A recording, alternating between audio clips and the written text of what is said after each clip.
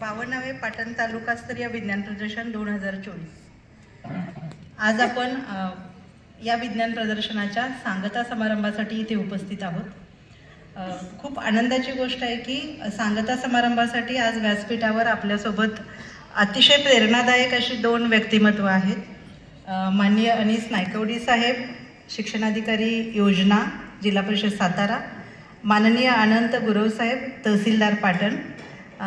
माझ्या माहितीप्रमाणे एक खूप चांगला योगायोग आहे की दोघेही शिक्षक होते आणि आपल्या समोर स्पर्धा परीक्षेतून यशस्वी होऊन आज अधिकारी पदावर असणारी ही व्यक्तिमत्व। मुलं लहान आहात तुम्ही सगळेजण, प्रास्ताविकापेक्षा थोडंसं याच्यावर मी बोलेन जास्त की आपण आज बालवैज्ञानिक म्हणून इथं आलेलो आहोत आणि तुमच्यासमोर एक अशी रोल मॉडेल आज उभी बसलेली आहेत की किमान एवढा विचार करू शकता की आपणही उद्या इथे असू शकता माझे विद्यार्थी म्हणून शाळेचे। तर माननीय अनीस नायकवडी साहेबांची कारकीर्द पाटण तालुक्यातून सुरू झालेली आहे, शिक्षक म्हणून, विस्तार अधिकारी म्हणून, आणि कडेगावला मॉडेल स्कूलचा जो माननीय जिल्हाधिकारी महोदयांनी सांगली जिल्ह्यात जो उपक्रम राबवला होता त्याच्यात अत्यंत वाखाणण्याजोगं काम माननीय अनीस नायकवडी साहेबांनी कडेगाव तालुक्यात केलेलं आहे। माननीय अनंत गुरव साहेबांना मी मागच्या निवडणुकीपासून आमचा परिचय आहे, आम्ही एकत्र काम केलेलं आहे, अत्यंत कुशल मार्गदर्शक आहेत। त्याचबरोबर व्यासपीठावर उपस्थित असणारे माझे सहकारी शिक्षण विस्तार अधिकारी, माझे सहकारी केंद्रप्रमुख, माझा BRCचा स्टाफ उपस्थित आहे। पूर्ण तालुक्यातून आज इथे उपस्थित असणारे सर्व माझे सहकारी शिक्षक, मी प्राथमिक माध्यमिक म्हणणार नाही कारण आपण सगळे एक आहोत, या शाळेचा पूर्ण स्टाफ, माननीय चरणे सर, मला पुन्हा रिपीट करायला आवडेल की म्हणजे मध्येच मी मुद्दे ऍड करते की फक्त एका मेसेजवर सरांनी उद्गार दिला होता, प्रचंड कामाची व्यवस्था होती, त्यात आपल्याला माहिती आहे की खूप धावपळ चालू होती आपली, आणि चरणे सरांना मी मेसेज टाकलेला की सर यावर्षीचं विज्ञान प्रदर्शन, इनफॅक्ट मला अशी सवय नाही, मी असा विचारते प्रश्न की आपण घेऊयात का, पण यावेळी पहिल्यांदा मी असा मेसेज टाकला होता की सर आपण विज्ञान प्रदर्शन तुमच्या शाळेत घेतोय।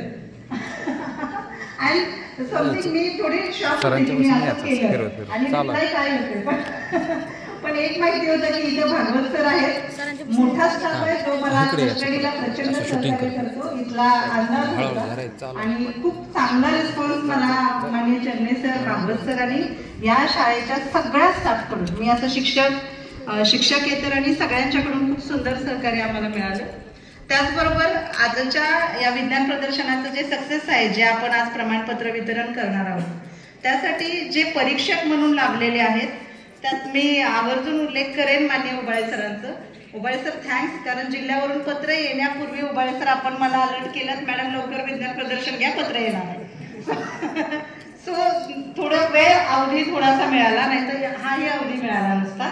आणि माझे सर्व इतर परीक्षक ज्यांनी गेली 3 दिवस खपून इथं काम केलेलं आहे, आपल्या साहित्याचं परीक्षण केलेलं आहे, आणि या सगळ्यापेक्षा मला खूप कौतुक वाटलं की आज इथं उपस्थित आहेत माननीय बापू, माननीय विक्रांत कांबळे सर, माझी मैत्रीण माननीय विद्याताई, माननीय साळुंखे सर आणि माननीय पाटणकर सर।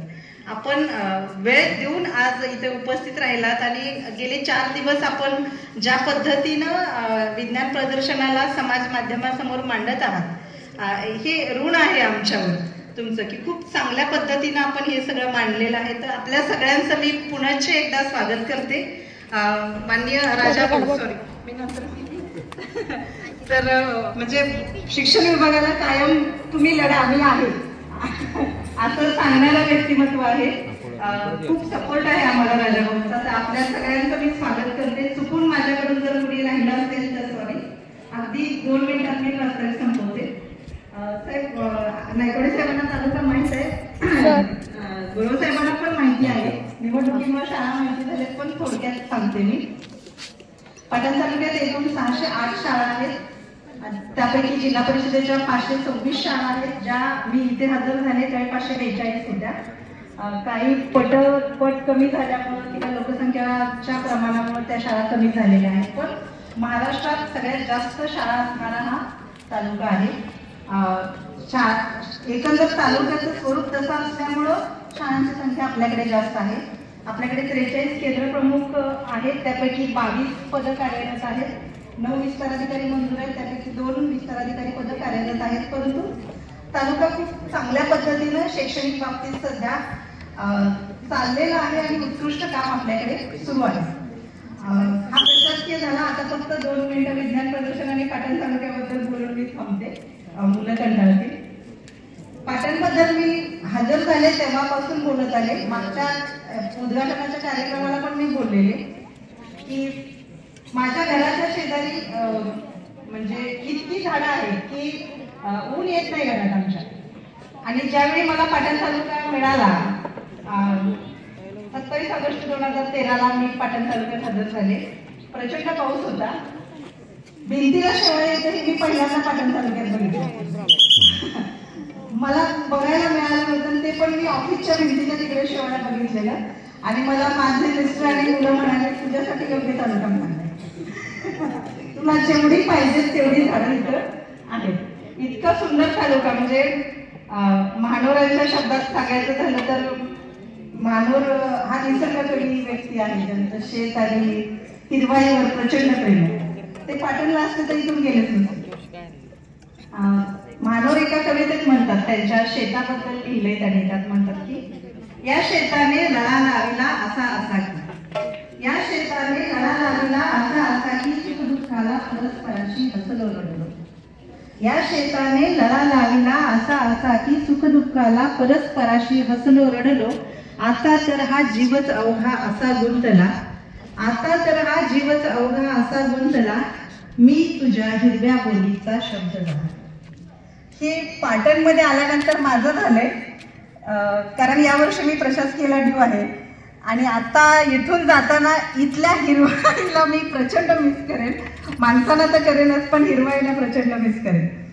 तर असा हा तालुका आहे, आपल्या सगळ्यांना माहिती आहे. एकंदर विज्ञान प्रदर्शनात सहभागी झालेली विद्यार्थ्यांची संख्या, मुलांनी ज्या पद्धतीचं प्रेझेंटेशन केलं, जी उपकरणं तयार केली, ही कौतुकास्पद आहे. ज्या पद्धतीच्या वातावरणात आमची मुलं राहत आहेत किंवा डोंगरी भागातलं चित्र काय आहे, किती सोशल मीडिया त्यांच्यासाठी अवेलेबल आहे, हे बघितलं तर हा तालुका ॲज कम्पेअर्ड टू अदर म्हणजे महाबळेश्वर आणि पाटण इथे नक्कीच खूप कमी एक्सपोज आहे मुलांना. आणि असं असतानाही मला जाणवलं की जे काही मुलांच्याकडे उपलब्ध आहे, इनफॅक्ट असंही म्हणता येईल की फक्त शिक्षकांचं मार्गदर्शन हा एकमेव काय तो सोर्स अवेलेबल आहे आणि त्या बेसवर आपल्याकडे 150 विद्यार्थी वेगवेगळी उपकरणं घेऊन उपस्थित आहेत. म्हणजे तहसीलदार साहेब, मला तुम्हाला सांगायला आवडेल, सगळ्यात जास्त उपकरणं जनावर शेतीत आली तर त्यासाठी काय करता येईल यासाठीचे आहेत. ते याचा अर्थ असा आहे की मुलांना आपले विज्ञान प्रदर्शनच एवढ्यासाठी आहे की आपले बेसिक प्रॉब्लेम्स काय आहेत आणि ते सोडवण्यासाठी मी काय करू शकतो, माझ्या पातळीवर मी काय सोल्युशन काढू शकतो. तर मुलांच्या विज्ञान प्रदर्शनातल्या उपकरणावरूनही लक्षात येतं की मुलं काय फेस करतायत, त्यांना काय वाटतंय. काही जणांचे फरशी पुसायचा पण एक उपकरण आहे, म्हणजे मला वाटतं त्या मुलाच्या आईला त्रास होत असणार आहे. तर छान वाटलं की बाबा आईचा विचार करतोय, आईला फरशी पुसायला त्रास होतोय तर ते मशीन आहे की जे फरशी पुसेल. तर खूप चांगला विचार केलाय बाळांनो, खूप चांगल्या पद्धतीने आपण काम करत आहात. 150 उपकरणं आम्हाला अपेक्षित होती 200, पण ही पण गोष्ट थोडी आम्ही समजून घेतोय की विज्ञान प्रदर्शनाची तारीख डिक्लेअर होणं आणि विज्ञान प्रदर्शन प्रत्यक्ष सुरू होणं याच्यामध्ये फक्त 7 दिवसाचा अवधी होता. तर थोडं प्रशासनाकडून पण विलंब झाला. कदाचित आम्ही आणखी वेळ दिला असता तर उपकरणं आणखी चांगल्या पद्धतीने आमच्याकडे आली असते. तर पुन्हा एकदा मी सगळ्या विद्यार्थ्यांचं, त्यांना मार्गदर्शन केलेल्या शिक्षकांचं मनापासून कौतुक करते. खूप सुंदर काम करत आहात आपण सगळेजण. आणखी इन्स्पायर अवॉर्डला पुन्हा कसं काम करता येईल त्या दृष्टीनं बघा की जिथं आपल्या तालुक्याची संख्या आणखी वाढू शकते. एक लक्षात घेऊया की मी पाटण तालुक्यातल्या मुलांच्या गुणवत्तेबद्दल, बुद्धीबद्दल बोलताना एक वाक्य वापरते, अजिबात पोल्युशन नसलेली बुद्धिमत्ता आहे. इथल्या डोंगरातल्या मुलाकडे मोबाईल नाही, असला तरी नेटवर्क नाही, नेटवर्क असलं तरी आय डोंट थिंक की बाकीचं सोशल मीडिया बघायला मिळत असेल. त्यामुळे एकमेव शाळा हे करमणुकीचं साधन आहे आणि शिक्षक हे इनपुट देणारं माध्यम आहे. त्यामुळं खूप चांगल्या प्रकारच्या बुद्धिमत्तेवर निसर्गाशी जोडलेली मुलं आपल्या इकडे आहेत. आणखी त्यांच्यावर कसं काम करता येईल या दृष्टीने पण साहेब आम्ही विचार करतोय आणि करत आहोत. पुढच्या आठवड्यापासून असंच एक उपक्रमही आम्ही चालू करत आहोत. आणखी एक गोष्ट साहेब मला आवर्जून सांगावीशी वाटेल, जे आमच्या अधिकारात मी आणि चरणे सरांनी एक डिसिजन घेतला होता की विज्ञान प्रदर्शन हे 6वी ते 12वीच्या मुलांसाठी ओपन असतं, परंतु आम्ही पाटण तालुक्यासाठी म्हणून असा डिसिजन घेतला की 1ली ते 5वीचीही मुलं आणि शिक्षक सहभागी जर होऊ इच्छित असतील, त्यांच्याकडे असं काय असेल की आम्ही हे केलंय ना आम्हाला हे मांडायचं आहे, तर त्यासाठी आपण हे व्यासपीठ अवेलेबल करून दिलेलं आहे त्यांच्यासाठी. आणि तशी उपकरणं तसे शिक्षक आपल्याकडं आलेले आहेत. म्हणजे एका दृष्टीनं जर विचार केला तर जिल्हा परिषदेच्या शाळा 1ली ते 5वीच्या जास्त आहेत, त्यामुळे तो शिक्षक वर्ग जास्त आहे, ती विद्यार्थी संख्या जास्त आहे. तर त्यांनाही कुठेतरी आपलं जी काही सर्जनशीलता आहे, माझ्याकडे काय इनोव्हेटिव्ह पॉवर्स आहेत ते दाखवायची एक संधी आपण त्यानिमित्ताने इथे देत आहोत. त्यांना सहभागाचं प्रमाणपत्रही देत आहोत आणि पहिले 3 क्रमांकही त्यांचे आपण काढून त्यांचं कौतुक इथं करत आहोत.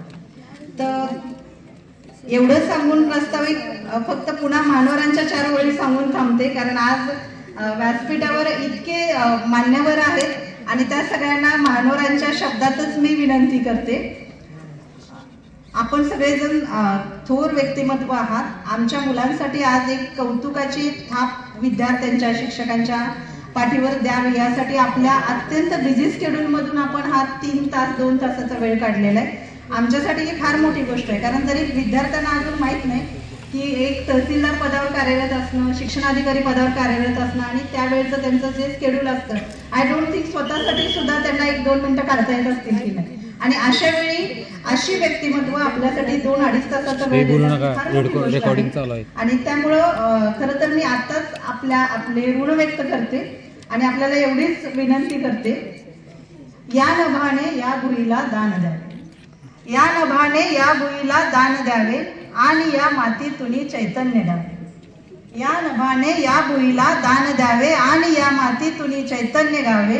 कोणती पुण्ये अशी येती फळाला, कोणती पुण्ये अशी येती फळाला, जोंधळ्याला चांदणे लखडून जा, जोंधळ्याला चांदणे लखडून जा. धन्यवाद. धन्यवाद मॅडम. आपल्या देववाणीतून विचार व्यक्त केले. यानंतर